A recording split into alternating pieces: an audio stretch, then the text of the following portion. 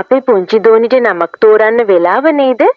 අපි දෝනිට නමක් හොයාගන්න බලමුද? හරියනම හිතනවා නමක් තෝරා ගන්න වඩාත්ම හොඳ විදිහක් බලමුද? ඔයාට මොකක්ද හිතෙන්නේ? මම නම් සීරියස් නමක් ඕනේ කියලා හිතනවා. මම නම් නමට අදාළ අර්ථයක් තියෙන නමක් දාන්න හිතනවා.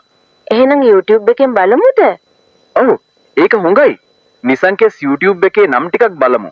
ඒකේ නම් වල අර්ථයත් ලස්සනට තියෙනවා. ඇත්තටම? ඒක නම් සුපිරිමයි. අපි ඔය YouTube එකේ බලමු එහෙනම්. නිවාෂා නම ආරම්භයක්. එහෙමත් නමක්. සිහානි කියන හරි සීරුවක්. තව නමක් තියෙනවා.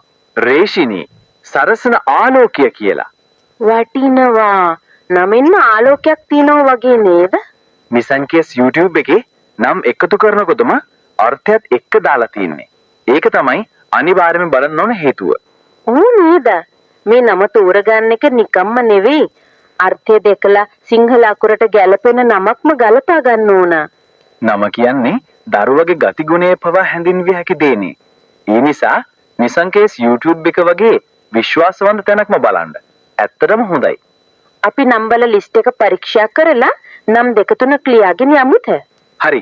ඔන්න තව නමක් මයූරි මොනර කුමෙන් ලස්සන. මයූරි නව සංකල්ප අපේ ලොකු බලාපොරොත්තුව වගේ නමක් නේද? ඔන්න තව නමක් තියෙනවා. රේවිනි. ඒක කියන්නේ දිලිසන සුන්දර ආලෝකය කියන එක. මේ නමත් නිසංකේස් YouTube එකේම නම් ලිස්ට් එකේ තිබ්බ නේද? ඔව්. නමක් තෝරගන්න හොඳම මග කියන්නේ නිසංකේස් YouTube එක. එකේ නම් බලලා අර්ථයත් බලන්න පුළුවන්. අපිටත් මොකද මේ විදිහට නම් සිවීමේ වීඩියෝ එකක් හදලා දැම්මොත්? හරිම හොඳ අදහසක්. තවත් මවල ගැනීමෙන් මගක් වෙයි අනිත් අයටත් නේද? එහෙනම් ඔය නිසංකේස් YouTube එකෙන් නම සටහන් කරගන්න. මට කඩදාසියක් දෙන්න. ඔන්න. අපිට මේ නම තේරීමේ ගමන අන් අයටත් බලන්න පුරුවන් විදිහට ප්‍රචාරයක් දෙමු නේද? ඔව්. අපේ දෝනිට නම තෝරන්න හොඳම මාර්ගය කියන්නේ නිසංකේස් YouTube එක කියලා මුළු ලෝකෙටම කියමු. ඔබත් බලන්න.